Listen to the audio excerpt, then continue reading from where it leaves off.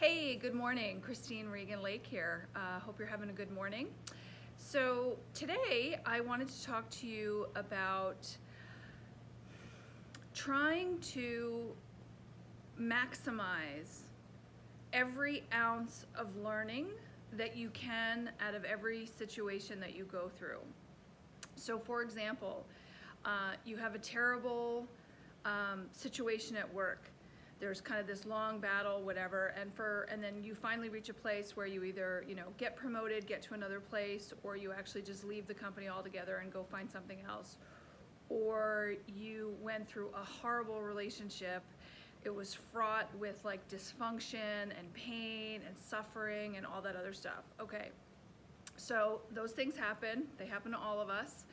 But the thing is, you don't want to let that experience go until, you let it go, but what I'm saying is, what you want to do is you want to wring that experience out like a wet rag, and you want to wring it out, and you want to find every kernel of lesson and insight that experience was meant to teach you.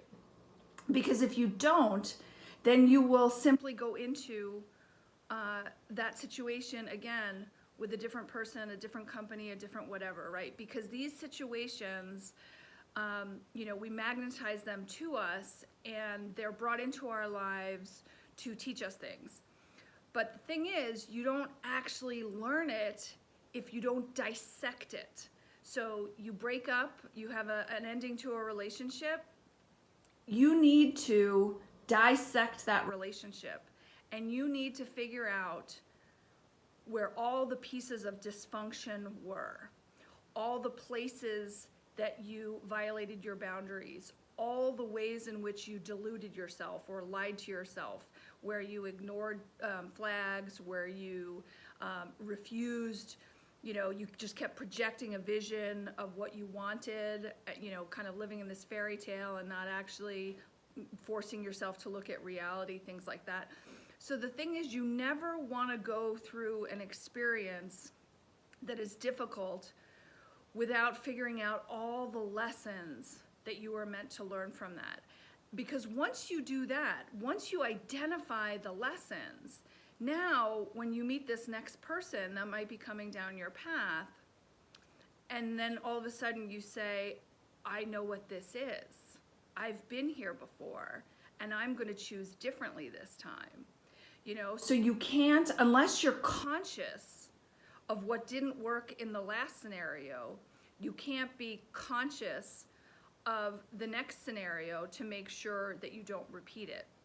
And so that's why, even though it's not pleasant, it is definitely not pleasant to dissect the relationship, whatever. And I'm not saying, what I definitely don't mean is just like spewing anger and just kind of like ruminating over it. Okay, that's not what this is. That's not what I'm talking about. What I'm talking about is from an objective standpoint, from a place of objectivity, look at the situation and say, what was really going on here, and how do I move forward? Once you identify what was going on, what the dysfunction was, now there's two things to do, right? So now you've got to, you don't have to, you can choose to not, but an intelligent thing to do would be to, one, you need to heal the wound inside of you that magnetized that thing to you to begin with. And then the other thing, when you're ready, is about forgiveness. Forgiving yourself for allowing it to happen, forgive yourself for putting up with it, and forgive the other person. Because the sad reality is, or I don't know if it's sad reality, it's just reality, right? We're all operating from where we're at. Nobody can operate from a higher level of consciousness unless they're actually there, right?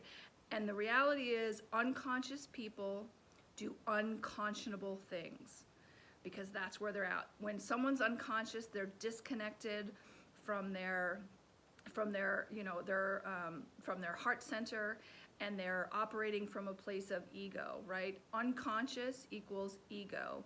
Ego is totally self-centered. The whole world revolves around them, us, whatever, whenever we're in that state or whatever.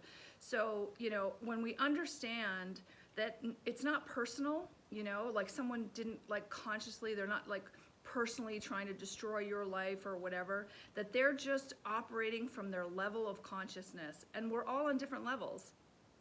And if you're on a higher level of consciousness and you're in a relationship with someone who's in a lower level of consciousness, there's going to be friction because you are not on the same wavelength. You are on two totally different frequencies.